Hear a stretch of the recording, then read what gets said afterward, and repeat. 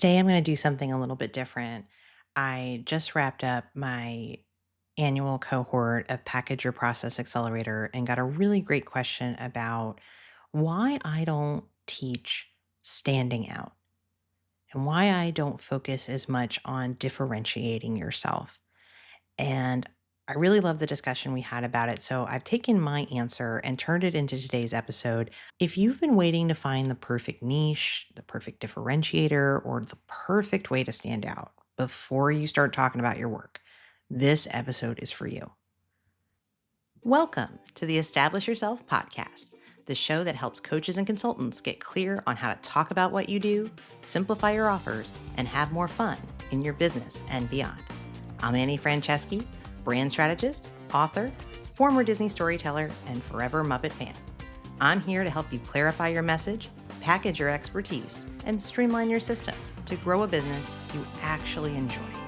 If you're ready for less confusion and more magic, it's time to establish yourself. Here's a paraphrase version of the question that I got at our final session of Package Your Process Accelerator.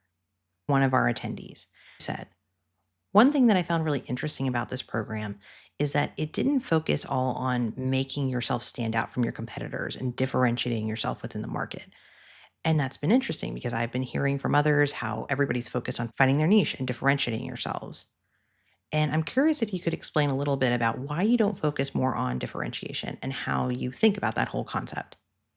And here is what I told her and everybody in the group that I really want you to hear today. The shortest way I can say why I don't focus as much on differentiation is because it's a black hole, because it's the thing that keeps you in these perpetual marketing programs. It's the thing that keeps you searching for some perfect message or a perfect niche. This idea that, like, once you arrive at the perfect thing, you will have arrived. And your marketing, your message just sells itself. Y'all, I have never heard a message that sells itself. A message you never say yourself and go out and put in front of people at a high frequency with authenticity and warmth, behind it isn't going to work. It's not going to sell itself. And people often make this mistake around the originality of it. They think it's all about standing out and that you have to be this like blue ocean service. I call this the blue ocean marketing mistake, and I have a whole series about that here on the podcast that I will link to. But it's this thing that keeps us searching endlessly for the most unique language, the most unique niche, the differentiator. Like, you're right. Like, how many programs are out there that are all about standing out? I was chasing that too when I was early on in my business. And that's a lot of what I have figured out in being in business for almost 13 years is that a lot of what was holding me back wasn't the pursuit of being unique, it was being clear. And I'll give credit where it's due that a lot of what opened my eyes to that in my own journey in branding and storytelling does originate from the work of someone like Donald Miller, who created StoryBrand.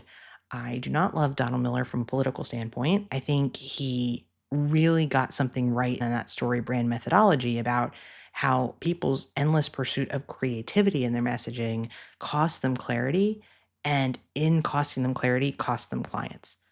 He would use the example of he was trying to buy some specific stereo, and every website he would go to for stores that sold stereos were just so confusing because they were trying to be so fancy. And he's like, "I just want to know what you got and like what you got for sale and why it's a great product." And these people couldn't even articulate what they were selling. And so what I ultimately have come to believe is that there is this sort of endless pursuit of standing out that actually strands too many of us. So I talk about this in my book, Establish Yourself. I say, focus first more on understanding than standing out.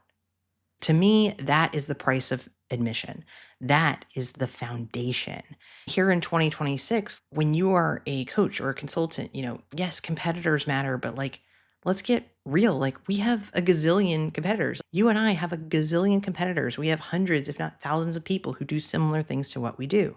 How many people, for example, talk about storytelling and branding? If I sat here and tried to think about that, and my only way to get started was to find the most original message that you've never heard in that space, I would be stuck forever, like that loading loop on the computer, right? We've all been in these moments. I know I've been there in seasons of my business. In fact, that's why I created Package Your Process, the framework that I do in this group program, but also do as a one-to-one offer. That's why I am big on cutting out the fluff and the nonsense, focusing on what matters. Equipping you with a repeatable system and a toolkit so you can go into any meeting, any coffee next week and be able to listen to someone, talk about their problems, have a solution that is really well matched to that. And to me, that's the differentiator to really focus on. Because when you really understand how to talk about someone's problem and create a solution, a service that solves it, that is valuable. That's what people care about. They don't care that you said it in a creative way. They care that you can help and that you are confident in how you talk about it. Right. And so a lot of people in our industry are getting stuck and kind of stranding themselves in these blue oceans. And people are not going to buy from you unless you are clear and you can have that coffee conversation. One of my mentors, Kate Rose now, she says, confused people don't buy. And that is what I hang my hook on. My hat is on clarity forever. And my thinking here is that if you start with the clarity around who this is for and what you can really do for people that solves their problems, the problems that you know they have, like your story, your expertise, and your approach will naturally differentiate yourself. It takes care of that piece for you.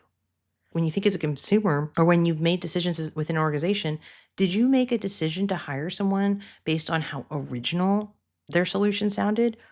Or did you decide to hire somebody because it felt like they really got and knew how to solve your problem? That is what it is all about. Standing out versus understanding. I'm never going to be the person that's like, we got to find your unique way to stand out.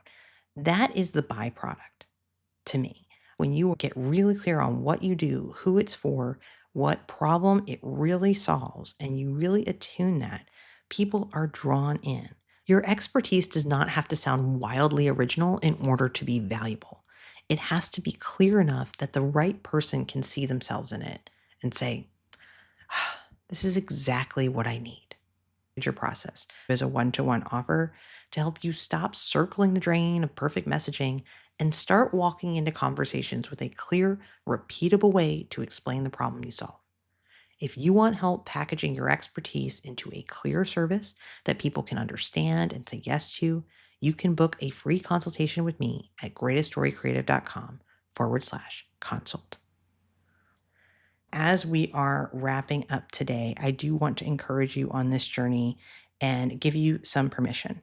In the work you do, you don't have to have invented sliced bread. Everyone in the marketing industry is going to tell you that you need to call ketchup a fruit smoothie. But when you do that, you put yourself in the wrong aisle of the grocery store. And I don't want you to be there.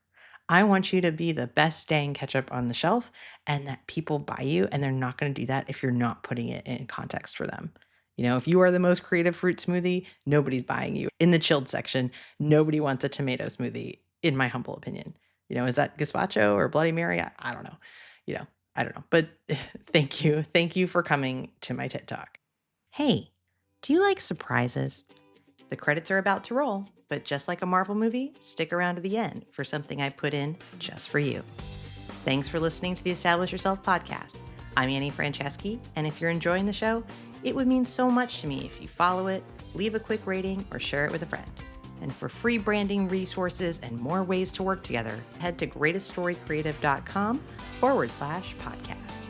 Now here it is, your moment of magic.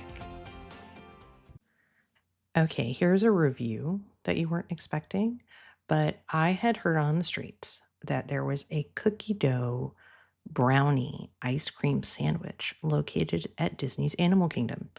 And even though Animal Kingdom is not my favorite park, I did go there and I did try this cookie dough brownie ice cream sandwich. And I am disappointed to report that it was too sweet. I love cookie dough.